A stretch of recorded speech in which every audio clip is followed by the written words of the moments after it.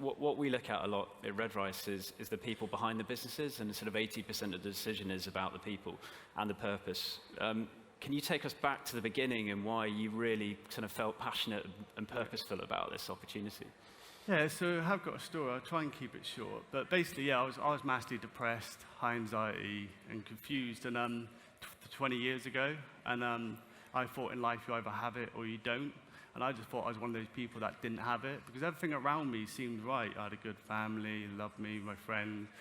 I looked okay. I was like, didn't have money problems. I was in a safe part of the world. So like, why did I feel this way? And luckily I came across a book that taught me that life's a self-fulfilling prophecy, that what you think and believe ultimately becomes your reality. And that made me realize I can change. But that, I looked in my mindset, I looked at changing my beliefs, and that took me so far, but I still hit a wall, and what I found is I was drunk on junk food, and what I mean by that is the food I was eating was having a physiological effect on me, just like when you drink alcohol, it affects your mood and your thoughts and your way physiologically. So does every little bit of food we eat.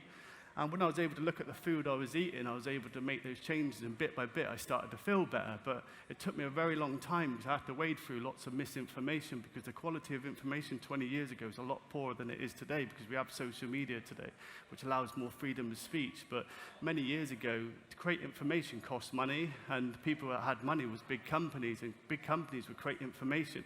But a lot of the information would be very biased. So I had to do a lot of unlearning, but bit by bit I got to the truth. I found the foods that made a difference, and bit by bit my energy lifted. That zest for life came. That got me into sports and got me into fitness.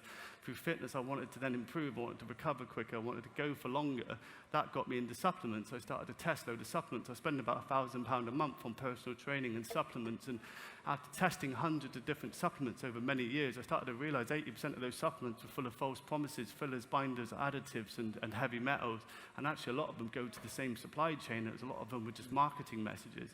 And actually, but 20% of the brands were doing what they're delivering on their promise, and they were trying the best with the technology and information they had today.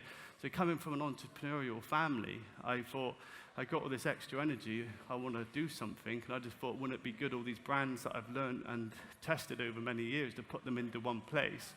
And that was where Vivo Life started. It was the idea to put these products into one place, but through doing that, we decided to create our own. But after testing products over this 20-odd years, you become a connoisseur.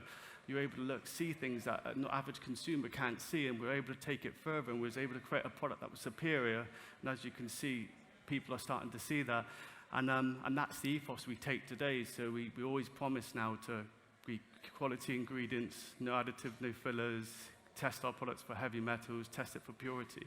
But also bigger than that, we want to make sure we don't mislead everybody. We want to make sure if we create marketing, that the marketing's out there, not just to get you to buy our product, it's out there to help you make better choices for your health, the planet, and the animals.